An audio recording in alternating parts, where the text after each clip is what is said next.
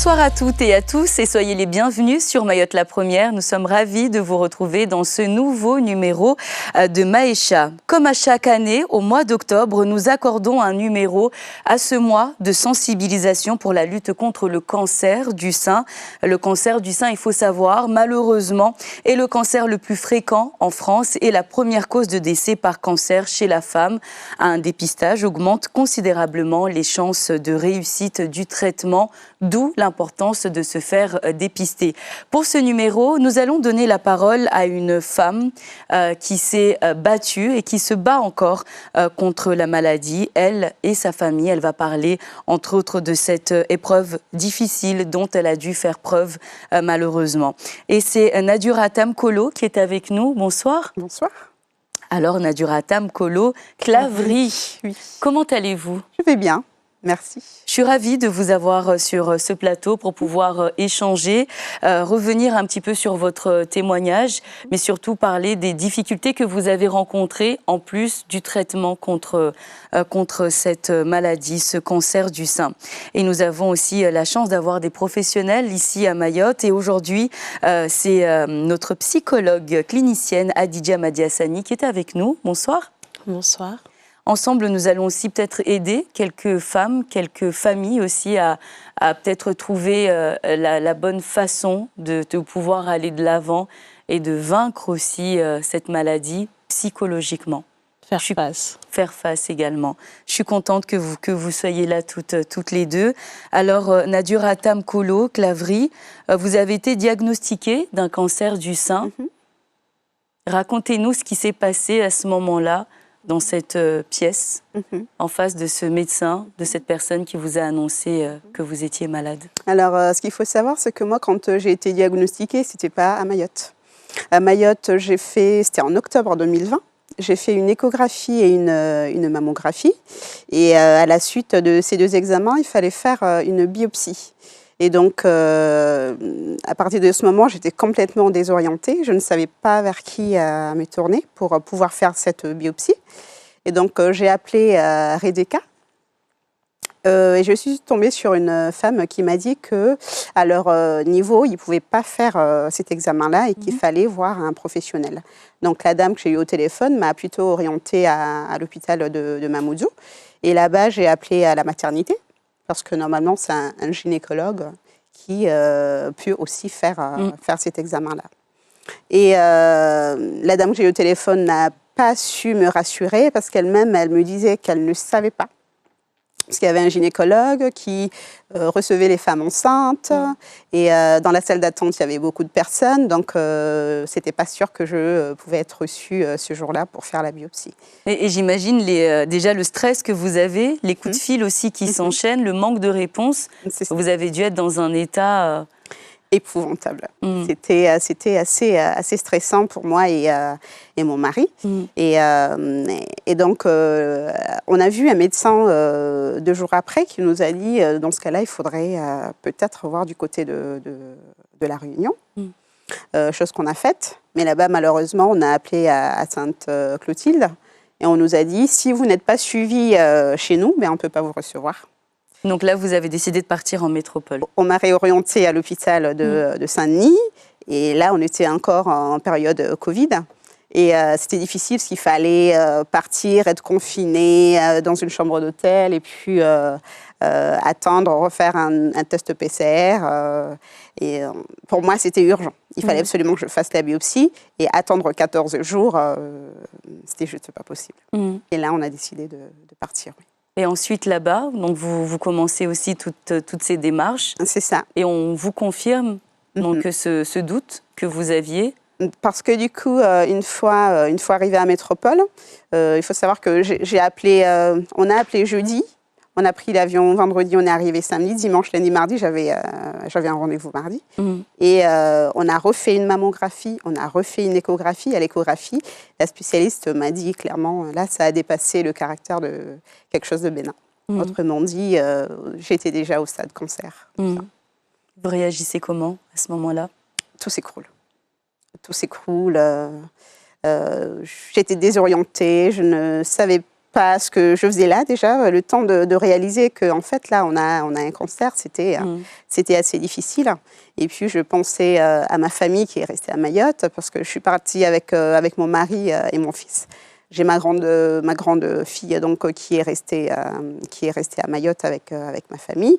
Et du coup je pensais à toutes ces personnes-là que j'ai laissées derrière moi parce que là à la base j'étais partie que pour une semaine faire la biopsie, en espérant avoir un résultat plutôt positif, donc négatif. Mais malheureusement, il s'avère que c'était un cancer et je suis restée en métropole pendant 10 mois. Et là, ça a commencé, ce long traitement. C'est ça. J'ai commencé par la chimiothérapie. Ensuite, j'ai eu une opération. Et ensuite, la radiothérapie par la suite. Adidja m'a dit, Hassani, aujourd'hui encore, le cancer est encore perçu comme une maladie mortelle. Malheureusement, on a l'impression, lorsqu'on vous annonce qu'on a un cancer, on a cette perception de la mort. On se dit que c'est la suite logique lorsqu'on nous annonce ça. Comment est-ce qu'est-ce qui se passe dans la tête justement d'une femme, d'une personne qui se voit diagnostiquer un cancer? Déjà, comme vous le dites, dès qu'on parle de cancer, dans la doxa, dans la vie de tous les jours, c'est associé de suite à la mort. Et la spécificité, en plus de la comorbidité du cancer du sein, c'est que c'est pas anodin. Parce que lorsqu'on parle du cancer du sein, ça touche tout de suite à l'apparence, donc le rapport au corps, à la sexualité, à la féminité.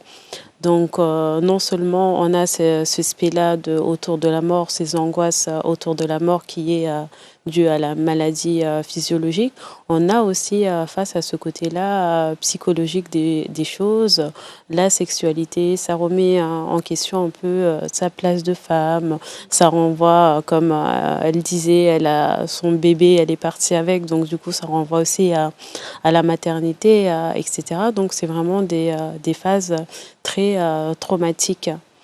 Et à ce moment-là, à cette période-là, il faut être entouré. Il faut être entouré.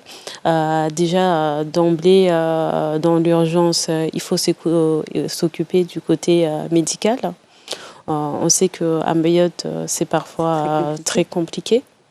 Mais parallèlement, il faut aussi s'occuper du côté psychologique, autant pour la personne malade, mais également pour son entourage.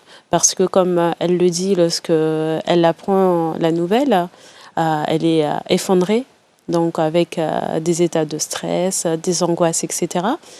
Et là, on a aussi autour la famille avec cette idée-là de mort, etc., qui a aussi besoin d'être accompagnée pour pouvoir être auprès du malade, parce que le malade a besoin de soutien et de personnes capables d'accueillir toutes ces angoisses. Comment est-ce que vous l'avez vécu à deux, d'abord à deux, puisque vous êtes ensemble pendant toute cette étape d'examen? Vous l'apprenez ensemble, j'imagine? Alors, on l'a appris ensemble, en fait. Parce qu'en fait, il fallait attendre 10 jours pour avoir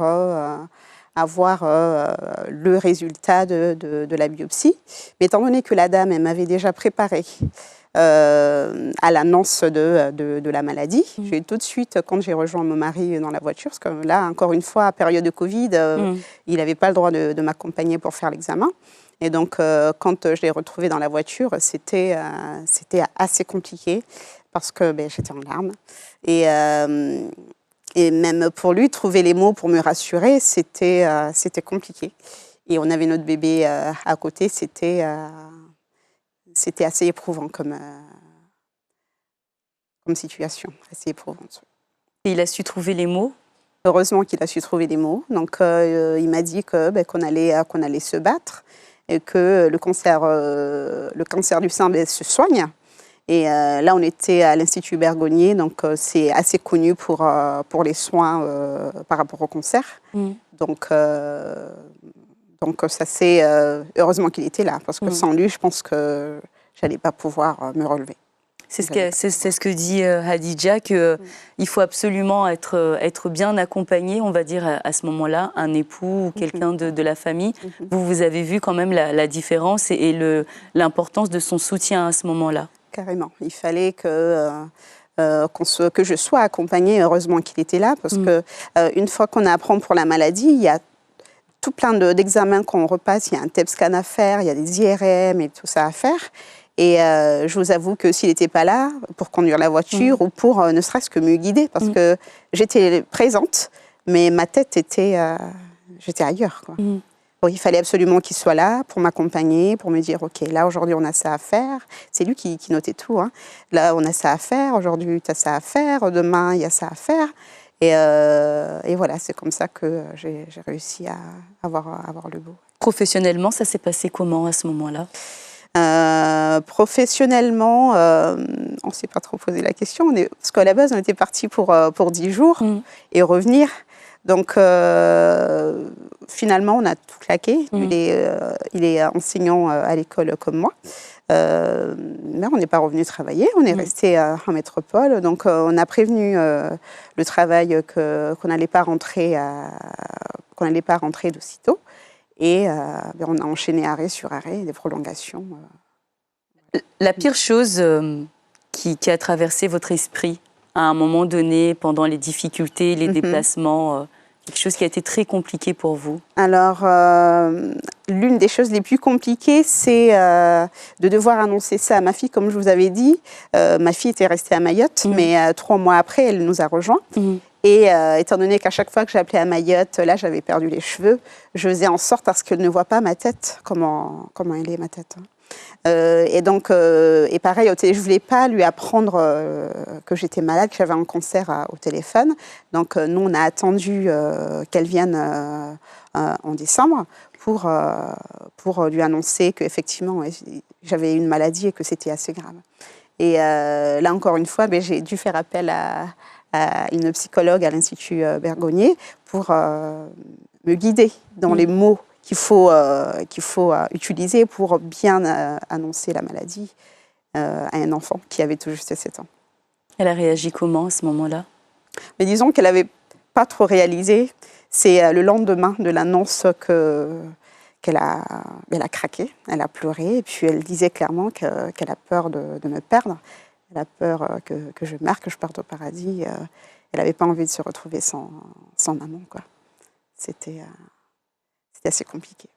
Et votre mari, il était là. Il était là, il a tenu le coup. Mais est-ce que vous l'avez senti à un moment aussi se cacher peut-être, parce que j'imagine peut-être Hadija va pouvoir nous aider aussi là-dessus. J'imagine que la famille, elle a un autre rôle aussi qu'elle doit jouer. Il doit être fort devant vous. Est-ce que vous l'avez senti à un moment moins fort ou qu'il se cachait? À aucun moment il a montré qu'il stressait, même si je sentais que le stress était là, mais il a su cacher sa fatigue, parce que c'est lui qui gérait tout à la maison, et lui et ma belle-maman d'amour, que j'adore. C'est ma belle-maman et mon mari qui géraient les enfants, qui faisait en sorte à ce que je sois bien, qui s'occupait de moi, parce que quand on subit ces lourds traitements, on ne sert pas à grand-chose. On ne peut pas s'occuper des enfants, on ne peut pas cuisiner, on ne peut pas faire les choses quotidiennes. On ne sert pas à grand-chose, quoi.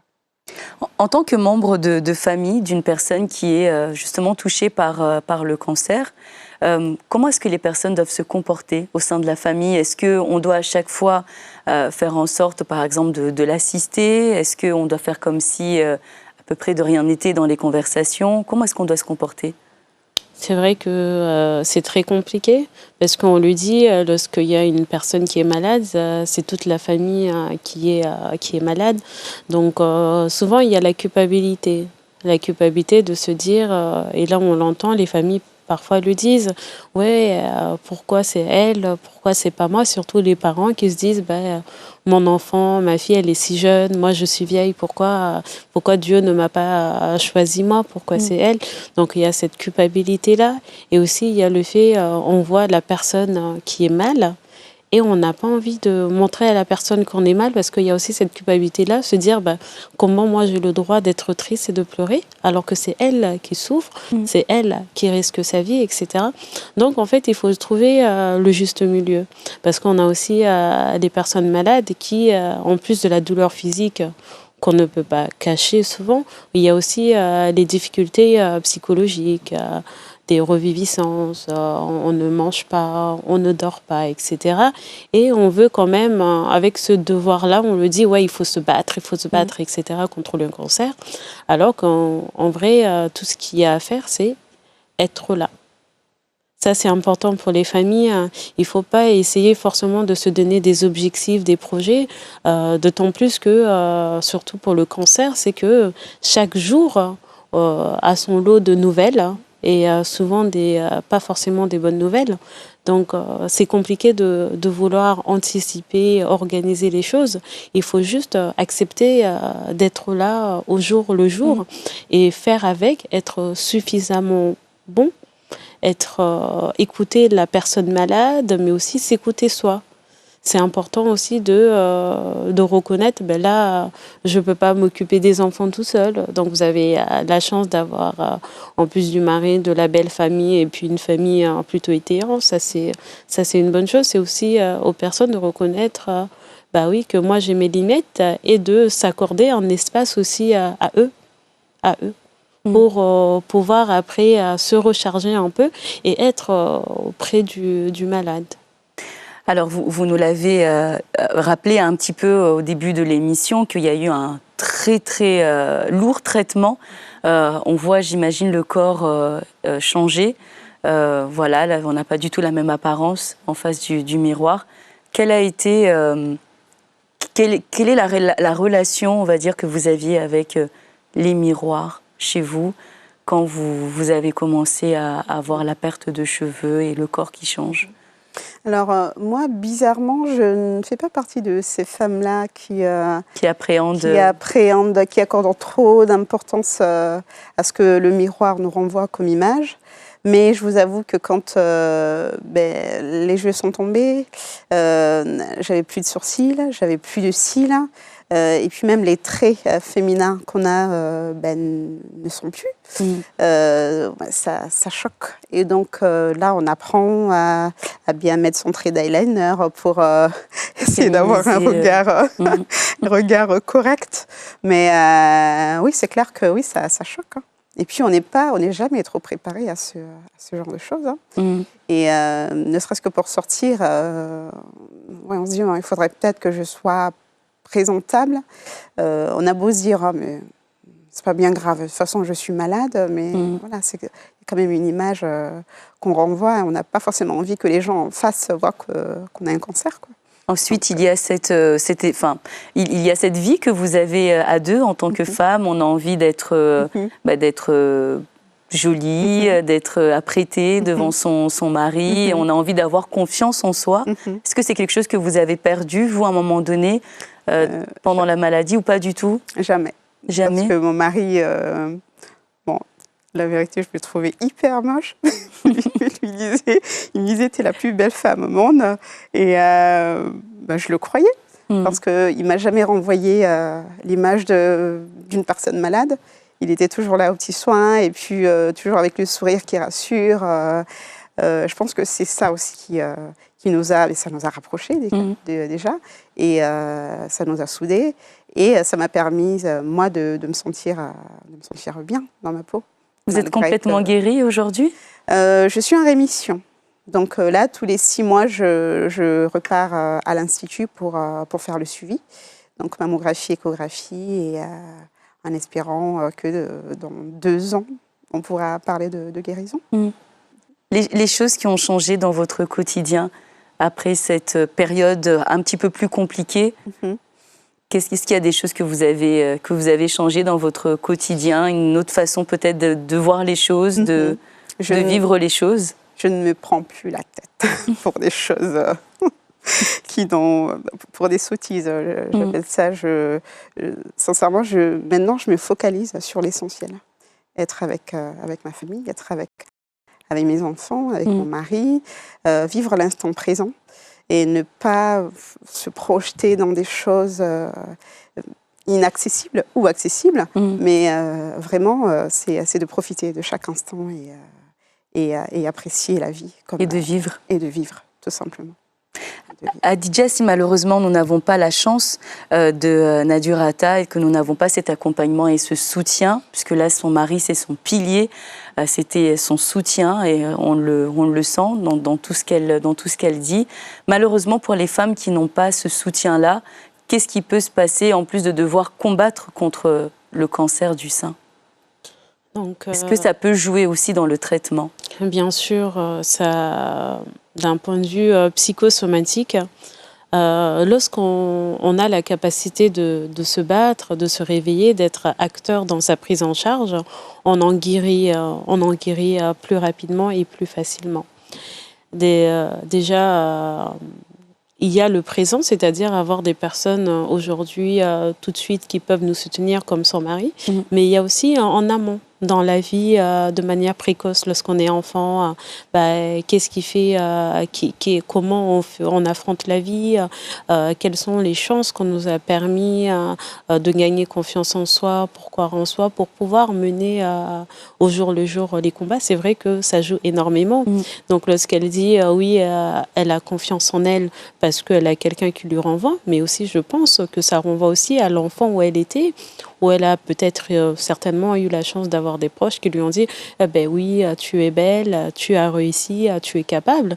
Et lorsqu'on arrive à un moment où il y a cassure, ces choses-là qui sont solides, ces bases viennent un peu souder et permettent de faire face. Donc des personnes qui en présentiel n'ont pas forcément les personnes, parce qu'on le sait que malheureusement, lorsque les femmes sont diagnostiquées qu'elles ont le cancer du sein, on a les troubles thymiques, les troubles de l'humeur, etc. Donc souvent, ça conduit à des séparations. Donc à cet isolement avec le regard des autres, la personne malade s'isole, etc.